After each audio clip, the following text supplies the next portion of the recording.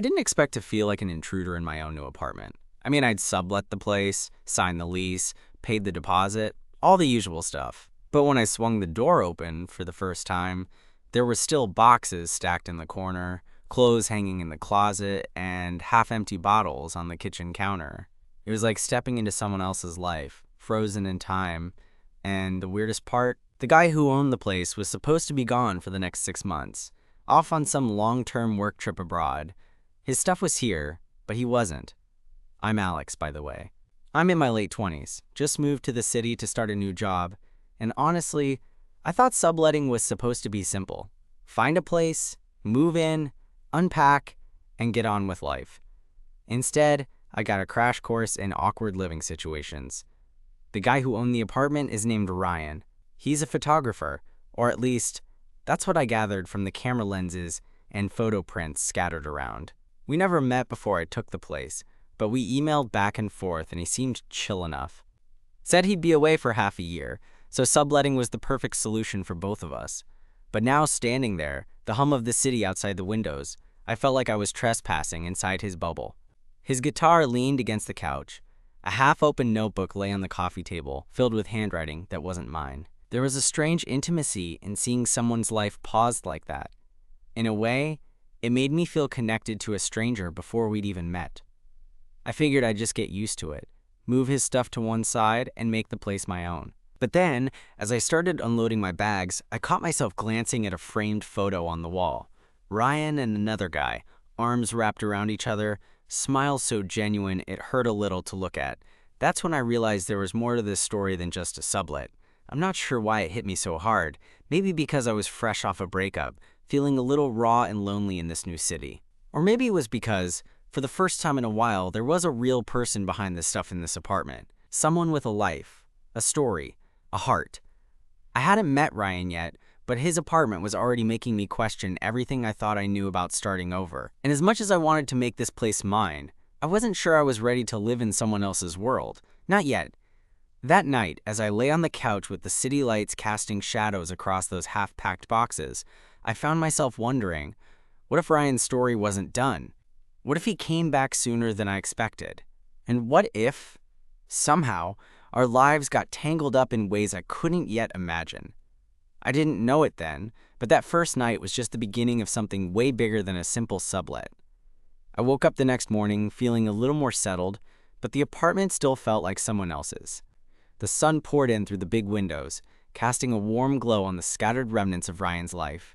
I told myself I'd give it a day or two, and then start moving his things into storage, or at least clear some space. But when I went into the kitchen to make coffee, I noticed something I hadn't seen the night before. A small stack of mail on the counter, addressed to Ryan with the sticker that said, "Urgent." My first instinct was to ignore it, since it wasn't my business, but curiosity got the better of me. I grabbed the mail and sat at the kitchen table, sifting through envelopes. Most were bills or junk, but one letter caught my eye.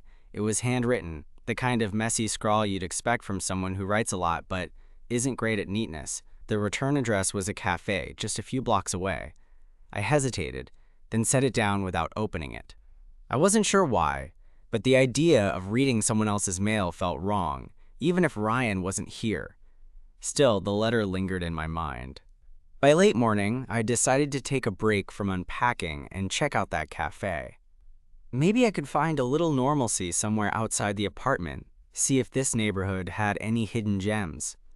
The cafe was just as the letter suggested, a small, cozy place with exposed brick walls and a barista who knew his regulars by name. I ordered a cappuccino and took a seat near the window. While I waited, I found myself scrolling through my phone, then absent-mindedly looking up at the street outside. That's when I saw him, Ryan. Walking down the sidewalk, headphones on, looking like he belonged to the city, but also like he was a little out of place.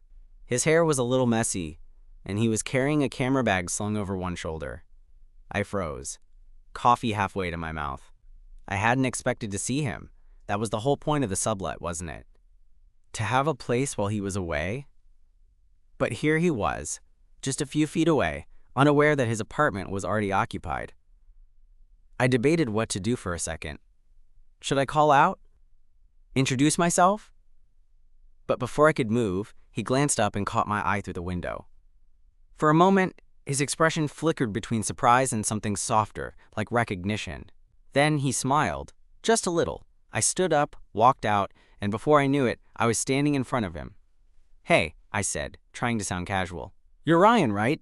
He nodded, slipping off his headphones. "Yeah, and you're Alex. I'm the guy subletting your place." His eyes widened, and then he laughed. A genuine, honest laugh that made me feel like this was gonna be okay. "Wait, you're already in? I thought I was leaving in 2 days. I didn't expect you here so soon." "Yeah, I moved in yesterday.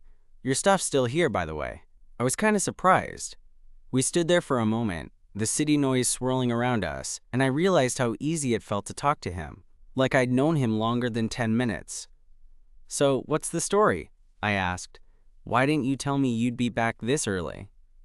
He hesitated, then ran a hand through his hair. "It's complicated. I thought I'd be gone for a while, but some things came up. I needed to sort them out before heading back abroad."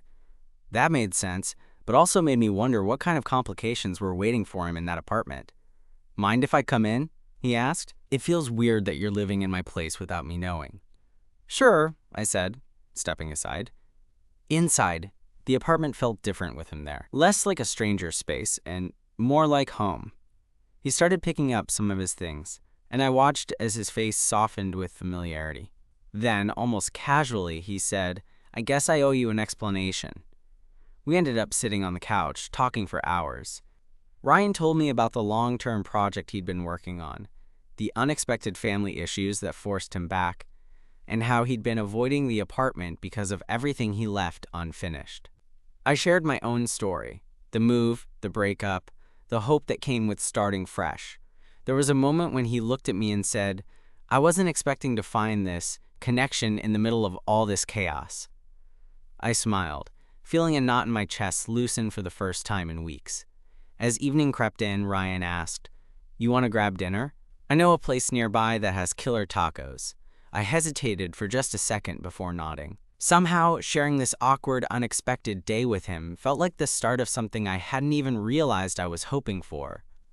Walking out into the city together, I couldn't shake the feeling that subletting his apartment was the best mistake I'd ever made. The taco place Ryan took me to was tucked between a bookstore and a barber shop, the kind of hole-in-the-wall joint that didn't look like much from the outside but smelled like heaven inside. We grabbed seats at a battered wooden table near the back, and the air was thick with the spicy, smoky scent of grilled meat and sizzling peppers. I could tell Ryan was comfortable here. Like this was a little world away from the puzzles in his head. "So," he said, tearing a piece of corn tortilla and folding it around some carne asada, "tell me more about this breakup. You said you were fresh off one?" I shrugged, taking a bite and trying not to choke on how juicy the taco was. "Yeah, it was rough. We tried to make it work, but I guess sometimes timing just please mez. We're still cool, but it's that weird middle ground where you're not together but not exactly over each other either." Ryan nodded thoughtfully, chewing on his own food. "I get that. I've been through a few of those. Makes moving on feel like climbing a mountain with no summit in sight." His way of saying things, it was poetic without being over the top. I liked it. "Luckily," I added, "I've got this new apartment to keep me distracted." "Your apartment, actually." He grinned. "Yeah, about that. I left a lot of my stuff behind because I wasn't sure when I'd be back. I guess I didn't think you'd show up this fast." "I'm glad I did," I said honestly. "It's kind of comforting, actually. Like living with a ghost who's not really a ghost." Ryan laughed, eyes crinkling at the corners. "A ghost who's pretty alive, I hope." "Definitely alive." I caught myself smiling too much as I looked at him. Then I changed the subject before I embarrassed myself. "So what's the deal with that camera bag you had earlier? You're a photographer?" "Yeah," Ryan said, his voice softening. "Mostly freelance stuff. Portraits, events, sometimes street photography. I love the unpredictability of it. You never know what you're going to catch." We talked about cameras and lenses for a bit, and I realized how little I actually knew about his life beyond the apartment. Ryan had this creative streak, but there was also this guarded part of him, like he was reluctant to open up too far. Maybe that's why he left so much behind. The stuff was like a boundary, a way to keep some distance between his life and mine. After dinner, we wandered around a bit, the city lights flickering on as dusk settled. Ryan pointed out his favorite spots: the little indie record store, a park bench he claimed had the best view of the skyline, even a tiny taqueria that apparently had the best horchata in town. At one point, he stopped near a mural painted on a brick wall, a colorful explosion of faces and words. "I helped paint this," he said quietly. "It was part of a community project." I admired the mural, then looked back at him. "You're full of surprises." He shrugged, looking a little shy. "I guess I don't talk about this stuff much." I wanted to say something that would make him feel less like he was carrying the weight alone. Maybe it was the way the night air was cool against my skin, or how the city seemed to slow down just for us. But I decided to take a chance. "You don't have to carry it alone," I said softly. "I'm right here." Ryan's eyes met mine, and for a moment, everything settled between us in this unspoken understanding. Then, out of nowhere, he smiled that same small, genuine smile I'd seen earlier and said, "You're a good listener, Alex." I didn't realize how much I needed that. It felt like the first crack in the wall he'd built up around himself, and I wanted to see what was on the other side. The next few days were a whirlwind. Ryan stayed longer than I expected. He said he needed to sort out some personal stuff and couldn't bear the thought of sleeping in a hotel or crashing on a friend's couch. So for the first time, the apartment wasn't just mine or his. It was ours. We fell into an easy routine: coffee in the morning, sharing headphones during late-night movies, and even cooking together, which was more like a lot of laughing and dropping things, but somehow it worked. One evening, as we were cleaning up after dinner, I found myself watching Ryan more than the dishes.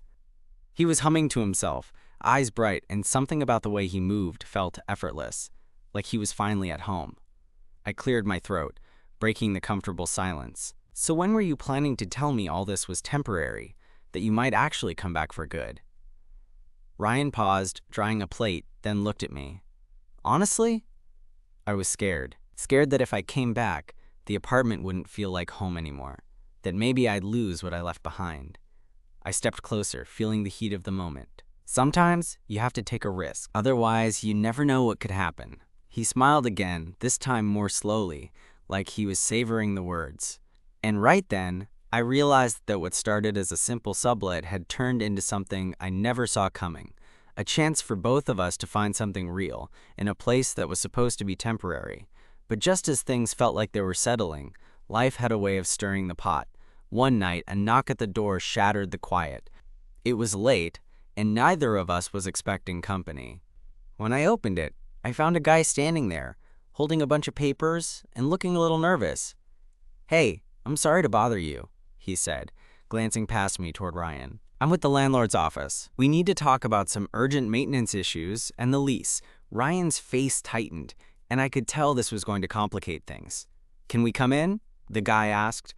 I stepped aside, and the three of us sat down in the living room. The guy explained that there were some problems with the building: water damage, electrical issues, and that the landlord wanted to do inspections right away. The lease might need to be renegotiated, and there could be a delay in Ryan's sublet agreement. Ryan ran a hand through his hair, frustration clear on his face. I didn't know about this. I thought everything was settled. I looked at him, feeling the tension pulsing through the room. This wasn't just a matter of paperwork anymore. It was a reminder that life refused to be simple. As the conversation ended, the landlord's representative left us with a stack of documents and a warning: things might get messy. Ryan closed the door behind him, turning to me with a sigh.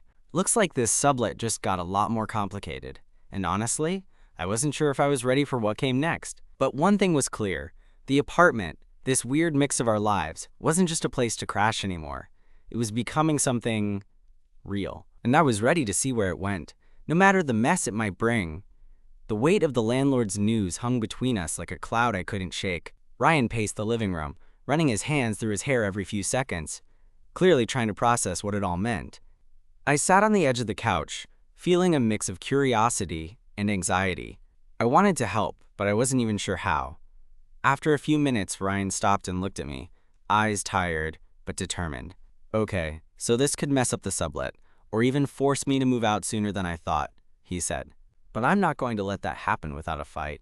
I nodded, feeling more protective of him than I expected. Whatever you need, I'm in.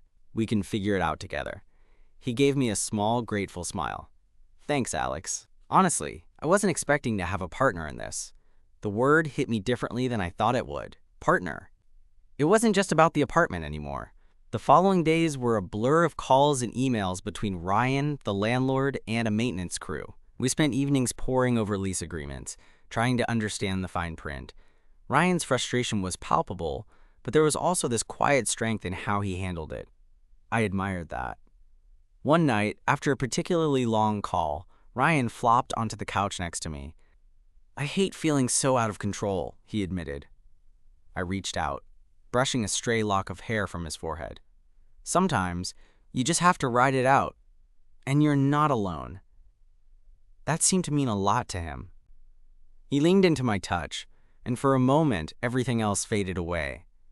The city's rhythm kept pulsing outside our windows, but inside, the apartment was becoming a place where we could breathe. Then, there was the moment when Ryan pulled out an old photo album from one of the half-packed boxes. We sat cross-legged on the floor, flipping through pictures of him with friends, at shoots, and with the guy from the framed photo I'd seen earlier. That's Liam, he said, pointing to a picture of two smiling guys at a beach. My ex. We broke up a few months ago. I swallowed hard, realizing that not only was Ryan navigating the chaos of the sublet and the building issues, but he was also carrying the weight of a recent heartbreak. I'm sorry, I said quietly. He shook his head. It's okay. We just weren't right for each other anymore. But it's weird, seeing those memories every day when I'm trying to move on. The vulnerability in his voice caught me off guard, and I realized how much I wanted to be there for him. Not just as a roommate or subletter, but as something more. Over the next week, our conversations deepened. We talked about fears, hopes, and the things we sometimes kept locked away. Ryan told me about his dreams of a photo exhibit someday, and I shared my own aspirations about settling into the city and finding stability. One chilly evening, as we sat wrapped in blankets watching a movie, Ryan suddenly reached for my hand. His fingers intertwined with mine naturally, like they'd done it 1,000 times before. I looked over at him, heart pounding, and he smiled that quiet, genuine smile again. I don't want this to be temporary, he whispered. Neither did I. But just as we started to explore this new side of us, the apartment's problems escalated. Water damage in the kitchen forced us to move all our stuff into the living room. The landlord was pushing for inspections, and there was talk about possible mold. It was stressful, and the uncertainty made it hard to relax. One night, after a particularly frustrating phone call with the landlord, Ryan sat on the edge of the bed, staring at the floor. I sat beside him, placing a hand on his back. I hate this. I wanted a fresh start, not more chaos, he said. I squeezed his shoulder gently. Maybe fresh starts aren't supposed to be perfect. Maybe they're messy and complicated, but worth it. He looked up at me, eyes glistening. You make it sound so easy. Maybe because I want it to be, I replied. We stayed like that for a while, just holding on to each other. Then there was the day Ryan got an email from the landlord saying the apartment would have to be vacated within 30 days if the repairs couldn't be done quickly. My stomach sank. 30 days wasn't much time, especially with everything going on. We sat in the apartment, surrounded by boxes and half-finished projects, trying to figure out what to do next. Ryan was quiet, which was rare, and I knew he was processing the possibility of losing the place that had become so much more than just an address. I don't want to leave, he said finally. Not yet. Not like this. I reached for his hand. Then we fight together. He smiled, that small, hopeful smile that had pulled me in from the start. Together. In that moment, I realized that this mess, Ryan's stuff in the apartment, the unexpected return, the lease drama, was all part of a bigger story. Our story. One that didn't have neat beginnings or tidy endings. And somehow, that made it all feel a little more real. After that, things seemed to speed up faster than I expected. 30 days didn't feel like much time, especially with Ryan and me both juggling our own chaotic schedules. his photography gigs, my new job's endless demands, and the constant back and forth with the landlord's office about repairs and inspections. One evening, after a particularly exhausting day, Ryan and I sat on the couch surrounded by half-packed boxes. The room felt cramped but oddly warm, like the clutter was holding us together. He was scrolling through his phone, eyes flicking over messages, when his face suddenly went serious. "Hey," he said, looking up, "there's this place a few neighborhoods over. It's a bit pricier, but it's got more space and feels, well, like a real home." I nodded, trying to hide how much that idea scared me. Moving again so soon? The thought made my chest tighten, but I also knew Ryan deserved better than the stress we'd been swimming in. "Maybe we should check it out," I said, forcing a half smile. Ryan's lips curved in that easy way he had, the kind that made you believe things could work out. "Yeah, you're right. We need a fresh start, not just a fresh apartment." So we spent the next weekend hunting for a new place. The hunt was tiring and kind of soul-crushing, to be honest. Awkward showings, endless paperwork, and the feeling that every good space was already taken. At one point, Ryan squinted around a tiny, sunless studio and whispered, "I think I'd go crazy here." We laughed, but the stress was real. Still, it was the first time since all this began that I felt like we were moving forward, even if it was just a small step. One evening, after a long day of looking, we stopped at a little bar with dim lights and a jukebox playing some old jazz. We ordered drinks and sat close, the noise around us fading into the background. Ryan reached over, brushing my hand with his fingers. "This whole situation please mess," he said quietly, "but I'm glad I'm not doing it alone." I smiled, feeling a warmth that had little to do with the whiskey. "Me too." He looked at me then, eyes searching, and said something I wasn't expecting. "Alex, I know we haven't been together long, but I want to see where this goes. Not just the apartment, not just the chaos, but us." My heart caught in my throat. Honestly, I'd been feeling the same way, but didn't know how to say it. "Yeah," I said, voice low, "me too." That night, walking back to the apartment under the city's glow felt different. It wasn't just a place to crash anymore. It was ours, whatever that meant. As the days passed, we worked on packing, sorting Ryan's stuff, and making plans. The landlord was pushing for the repairs to be done fast, but the whole building felt tired, and there were setbacks almost every day. One afternoon, while stacking books into a box, I found a photo tucked between the pages of one of Ryan's albums. It was a picture of him and the guy from the framed photo. The one I'd learned was Liam, laughing on a rooftop at sunset. There was something bittersweet about it, and I felt the sting of Ryan's past mixed with the hope of what we were building now. Later that day, Ryan caught me staring at the photo. "Yeah," he said, sitting beside me. "That was a good day. Liam and we had something real. But sometimes real doesn't last." I reached out, squeezing his hand. "Maybe it's okay that it didn't, because now you've got me." He smiled, leaning his head on my shoulder. "And I'm not going anywhere."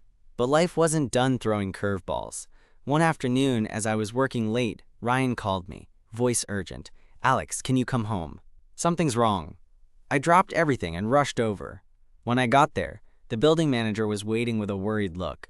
"There's been a water leak," he explained. "It's affecting several units, including this one." Ryan and I stood in the hallway, the smell of damp wood and mildew thick in the air.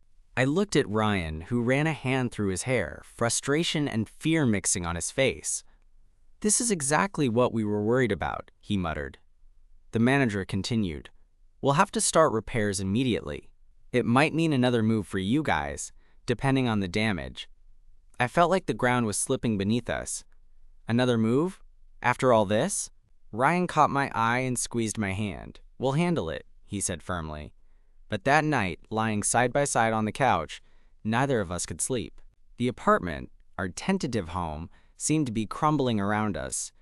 "I'm scared," I admitted, voice barely above a whisper.